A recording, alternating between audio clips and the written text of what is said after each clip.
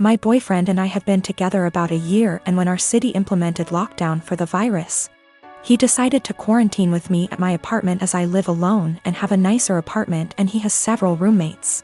Mostly it has been going well, and thankfully we both still have jobs. Except in the first few weeks I started noticing that the bathroom floor was suddenly always wet around the toilet.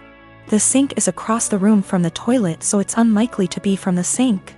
At first I thought it might be water, but soon realized that it was definitely pee. I asked boyfriend about it nicely, and he apologized and said sometimes he has bad aim. I asked him to try a little harder, and he said sure. The floor continued to be frequently spattered with piss. And a few weeks later I confronted him about it again because I think it's pretty gross to step in his pee several times a week. And it seems like an easy thing to fix. If he misses the toilet, I think the very least he could do is make sure to wipe it up with toilet paper or a Clorox wipe. The cleaning supplies even live in a cabinet directly over the toilet. He said sure, sorry, he would try to remember to do that. Another week has passed, and while maybe he's doing this sometimes, I've continued to step in splatters of his pee and wipe it off the floor and clean the floor several times a week. I thought about asking him to just pee into the bathtub or something instead, because I don't understand how you can pee on the floor by accident so often and not notice and not clean it up. Last night I got up to use the bathroom in the middle of the night and absolutely stepped in piss, for the 12,312,301,298th time.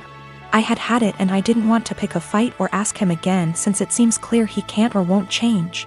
So I got one of my dog's wee pads from when he was a puppy, he is well trained now, and cut it up a bit and taped it down to make a sort of skirt or mat around the floor near the toilet to at least absorb the piss.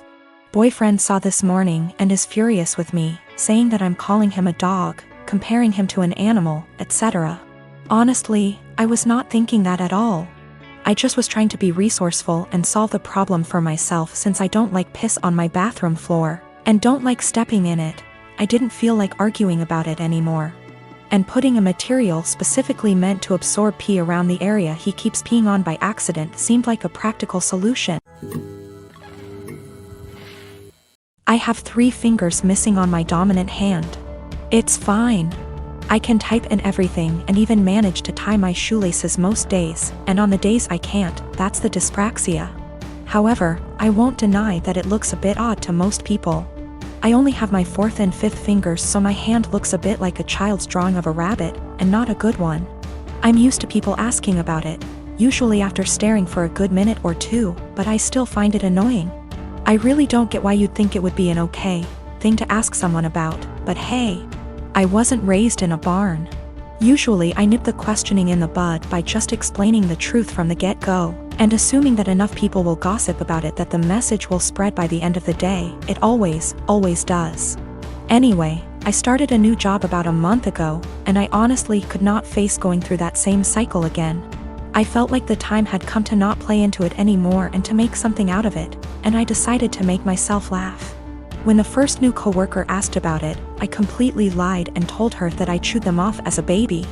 I then decided to tell the next person who asked that I cut them off with a plastic knife at a picnic. And the next person that I was born with 6 fingers and they removed too many, and so on. All genuinely ridiculous reasons, but I'm a good actor and they actually believed my stupid lies. I didn't expect them to, a plastic knife, through bone, but there you go. Maybe they just thought there's no way I'd lie about how I lost my fingers. Within about 3 days, I learned that my coworkers had been arguing about the actual reason, and it seems like a lot of them now actively dislike me for lying to them. I'm probably going to have to make some cupcakes over the weekend with my super cool 3D printed adaptive whisk to get back into their good books. Anyway, I told this story to my brother today, and he told me that I was an asshole because I caused tension within the office on my first day and made people feel stupid for being gullible and believing my lies. My argument is that I'm not the asshole because they were asking a rude, albeit common, question, and because I didn't do it with the intention of deceiving them. I was just honestly fed up of the question and didn't think they'd think I actually severed 3 fingers with dental floss when I was 3. I'll accept my judgment, though. Not cool to ask people why they lost limbs or digits just because you want to sate your morbid curiosity. A few reminders for people: I'm not a male. don't know why everyone assumed that. Don't ask people about something that could be traumatic, especially when you don't actually know them. I've been out of the closet since I was 17, in 2007. When I came out, people in my family said some pretty hurtful things, which I totally expected. Being from a Southern Baptist family it hurts to admit this, but my older brother at the time seemed very receptive, surprisingly. He told me that if my dad ever gave me any trouble, to call him and he'd talk to him. That was really the last time we talked about it. Flash forward 13 years, I'm 30, and I'm getting married to my fiancé Scott next year in April, if COVID so graciously allows. I started putting a package together of fun things from my brother and I's childhood, all with the intention of asking him to be my best man. However, he called me 2 weeks ago, claiming he's wanted to talk to me about this for a long time. He went into the long tangent about how being gay is wrong and isn't what God wants. He said he thinks Scott is a nice guy and he loves me, but he doesn't think it's right that we're getting married. It was quite a shock, as Scott and I have stayed with him multiple times when we visit my hometown. To top it off, and what hurts perhaps the most, he said my 3-year-old niece, whom we adore, won't be coming to the wedding because he didn't want to have to explain to her what was going on here. Notice he only said that she wasn't coming to the wedding. I think he fully expected to still be invited after this. His wife, whom he started dating when I was 12, feels the same apparently. My whole dad's side of the family feels the same way they do, but I've already written them off mostly in my mind. My mother is beyond pissed and upset at them. I think what upsets me the most is a sense of betrayal. They were my safe spot in the family. I felt like because they're close to my age and younger and went to college, they would understand and it wouldn't be a big deal to them. I almost feel a bit embarrassed because Scott comes from a wonderful Italian Catholic family and they've never been anything less than loving and supportive. I told them that, on what is supposed to be one of the happiest days of my life. If they or anyone else is sitting in the audience and in the back of their mind thinking that what we're doing is wrong or not right, they should just stay home. I know my brother and family love me, but it feels up to a point, conditional, and limited. I told them that they learned being gay is wrong. They weren't born not liking gay people. So they can unlearn it, if they were willing. But I don't think that's going to happen. Since my wife and I got married 3 years ago, things have been off. I know that people grow and change with time, but around our wedding, my wife changed drastically. She bleached her dark brown hair blonde right before the ceremony. And I honestly thought I was in the wrong church for a split second when she came down the aisle. We moved into our house right after the honeymoon, and she went into full domestic mode. We'd shared cleaning duties before, but once we moved into the house, she became insistent on doing everything before I could even get to it. Since this is our first house, I thought it was some kind of homeowner nesting thing, but it never stopped. Her hair color is none of my business, and I think most people would be happy not to have to clean. So I honestly didn't really think much of either of those things at the time. The big thing has always been how closed off she got after the wedding. When we were dating, she'd tell me long rambling stories about her feelings and rant to me when she was upset and all that. And I liked hearing about what was going on inside her head. After the wedding, that stopped pretty abruptly. If I ask her how her day is, she will only ever tell me that it was fine or super. She doesn't talk to me about her feelings anymore, ever, even when I explicitly ask, "How do you feel about X?" She also stopped telling me about anything important that happened to her. About a year after we got married, her grandfather died. Did she tell me she'd lost her grandfather? No. She told me that she had to go to a conference for work on the other side of the country, which I thought nothing of. On the second day she was gone, her older brother texted me to tell me that my in-laws had really missed seeing me at the funeral. When I called her to ask why in the ever-loving hell she didn't tell me, and then lied about it, all she would say was, "I didn't want to trouble you. You have a lot on your plate." After that, she went on a couple of spontaneous family trips. She's really close to her family, so the first time she said she was going camping with her brother at their alma mater. I didn't think a lot of it other than to be slightly disappointed and confused that I wasn't invited, because her brother's cool and the three of us go camping together a lot. But the second time, I started hearing alarm bells. I'd like to say I'm a more secure man, but after the second spontaneous family trip, my wheels started spinning and I started to think that maybe she was cheating.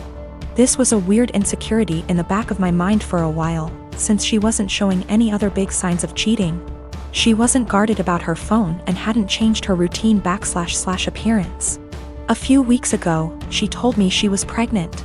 I was over the moon about it until I asked her how many weeks along she was, and she nonchalantly said about 12 or 13. She'd been pregnant for like 3 months before she even bothered to tell me.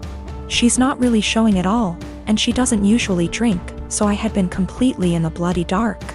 I honestly hadn't even suspected. That was kind of it for me. I was sure she was cheating, and that it wasn't my kid. I thought there was no possible way that a woman would keep her pregnancy a secret from her husband for 3 months. So I snooped. Yes, I know I was wrong, but I wanted proof that she'd been having an affair before I moved out. One of my best buddies from college is a divorce attorney, and when I asked him what I should do, he sent me the info for a key logger. I installed it on my wife's laptop and was prepared for the worst. Now, I feel like what I found is somehow worse than her cheating. I didn't find any steamy messages, but I found out that she keeps a diary in a Word document that she writes in every day. I know I should have just stopped once I knew she wasn't cheating, but once I saw my name in her diary, I couldn't stop. I read all of it. All 7 separate documents, going back to way before we'd even met. Turns out she's not cheating. She's depressed, hates herself, and has absolutely no trust in me. All of the stuff I've been confused and bothered by has some kind of sad, self-loathing explanation. She hates having blonde hair, but she writes, I know he'd divorce me if I went back to being a brunette. Because wives are supposed to be blonde almost every week. The wives are supposed to be thing is tangled up in everything. She thinks wives are supposed to be quiet, which is why she doesn't talk to me anymore. She thinks wives are supposed to make things easier for their husbands, not harder. Which is why she didn't tell me when her grandfather died. It just goes on and on and on. She didn't tell me when she got a huge promotion and a raise because he'd leave me in a heartbeat if he knew I made more money than he does. Men can't handle that. It hurt to know that she thinks of me as some kind of one-dimensional 1950s husband.